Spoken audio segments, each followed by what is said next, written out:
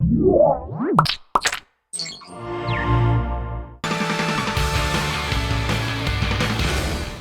episode of Tekzilla is brought to you by OnLive.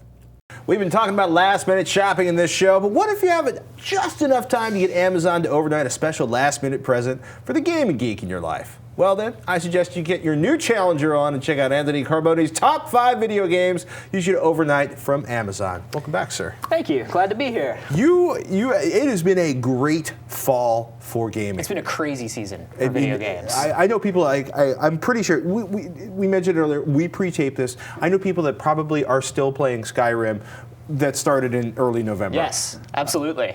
So we should talk, what are your top 5 games? Okay, so if you are not a gamer and you're looking for something to grab somebody, like maybe you bought a console, forgot to grab a game with it, got something that they already have, these are like the top 5 games that are the crowd pleasers for the season. Okay. So first up is Legend of Zelda Skyward Sword, right? This is Zelda's 25th anniversary.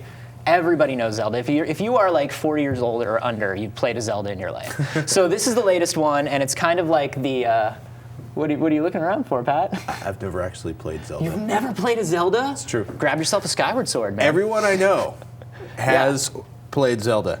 I'm the only person I know that has not been a Zelda player. Oh, well, this is definitely the one to check out. Really? For sure, yeah. This one uses the Wii Motion Plus, so you're really using like the sword fighting motions and everything. It's a really long and in-depth game. You can play about 40, 50 hours of it. Oh, wow. Yeah, so this is definitely one that is also really family appropriate.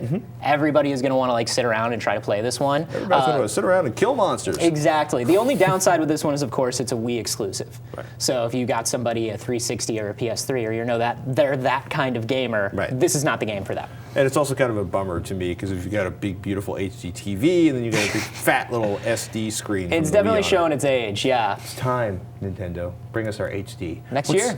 Number 4 on your list? Number 4 is another exclusive, which is why it's kind of low on the list, but it's Uncharted 3. Ooh. Uncharted 3 is a PS3 exclusive, and it is just... Robert Herod lost 2 days of his life to Uncharted 3. It's like being Indiana Jones. It's like being him. That's like all you need to know. Without laying in snakes. Without laying in snakes, without getting shot in the leg or thrown off a cliff. You can just watch it happen and control it happening. It's a really amazing game. The whole series is unbelievable. This one's in 3D too, so if you also got like a new 3D TV for the holidays, this shows it off really, really well. Speaking of showing off really, really well, Battlefield 3. Yes. So at number 3, this is a really hard one. This is really, I put Battlefield 3 and Call of Duty Modern Warfare 3. And the deal is you're just going to have to do a little research and figure out what the gamer in your life wants more. He wants one of them. Right? They want one of these games. And a good way to tell is usually the PC gamers want Battlefield. And somebody on an Xbox wants Call of Duty. They are very similar games, though, in that They're sense. super similar. They're super similar. Battlefield has much more of a feeling of team play and cooperation, whereas Modern Warfare, even though there's team stuff in it, is very much every man for himself frag fest. So it depends on which kind of person they are. Are they a meticulous planner or a frag fest freak? Exactly. Number 2 on your list, sir. Number 2 on my list is Batman Arkham City. This game is just...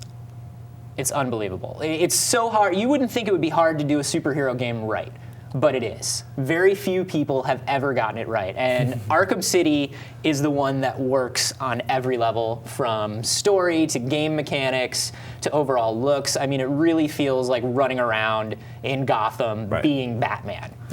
There's a crime! I must save someone! It's totally cool. It's got like a lot of the voice actors from the animated series, so it's all really good, really on point. You get to go to like a lot of the different locations that are like popular in Batman. All the characters are there, tons of side quests. It's going to keep you busy. Do the criminals make squeals of pain when you hurt them? Yes, they do. Oh. Yes, they do. That's a plus. Number 1 on your list. Number 1 on my list is Skyrim. Skyrim. That's all anybody wants to talk about in gaming, and there's a reason for it. It's unbelievable. It's gorgeous. It's so good. And I have to say, the Elder Scrolls series has never really grabbed me. It's very much for like hardcore RPG players, but this is the one that's finally hardcore enough for those people and accessible enough for everybody else. Right. And there's so much to do in this game. You're going to run around for hundreds of hours. You're killing dragons. Yeah. You're being stomped by giants. It's amazing. It's gorgeous. You can. I actually was sitting watching people play it in the office. Yeah. You know, literally like every time we walk by, you'd stop for like 5 minutes, and be like, wow. There's just like a crowd gathering of just slack-jawed, just. Oh. It's pretty. I mean, it's really pretty. Make the ice come out of your hand again. You laugh. But when you buy that game tomorrow, it shows up, and you're going to be like, wow. Yeah. Oh my goodness, it's New Year's. I've been playing for 4.5 days. You got like a long, scraggly beard. You're like, how did this happen? Skyrim. Yeah. What's coming up on New Challenger, sir? Oh, man. Well, at this point, we're like weeks out. We are a month. Are you going to CES? I am going to CES. Yeah. Gonna go check that out. I'm hoping for some big announcements there. Waiting to see some new stuff. New consoles? New consoles. Waiting to see maybe a more nailed down Wii U. Maybe a less smoke and mirrors and more actual concrete unit. You may look at this device behind the plexiglass with the non-functional screen. Do not touch. Do not breathe. You have finished the 5 minutes that we've prepared for you. Go along. Go along. Go along and tell people to make our stock value go up. One thing I did want to mention in terms of gifts before we finish this up is if you don't feel like you can make this choice in the games, one thing that you should know is if you run to a Best Buy right now, or you run to a drugstore right now, or 7-Eleven. A 7-Eleven, most of them have gift cards for the PlayStation Network, for Xbox Live, for Steam. So you can, just give them like a $50 card and let them buy their own stuff, download it to the new console themselves. Amazon, it's exactly. Amazing. The gift cards can be useful. Anthony, sir, what day does every new episode of New Challenger Every Thursday, my friend. Every Thursday. Revision3.com/New Challenger. Anthony Carboni is the host. You want to see him, go there as quickly as you can. Right now, let's thank one of our sponsors. Ford's back sponsoring Tekzilla again today. We swapped out our silver Mustang for an absolutely gorgeous candy apple red 5.0 GT. It is so nice.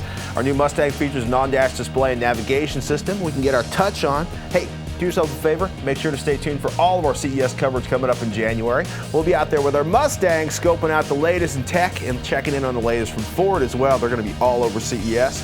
Thanks again to Ford and the 2012 Mustang for sponsoring Tekzilla today.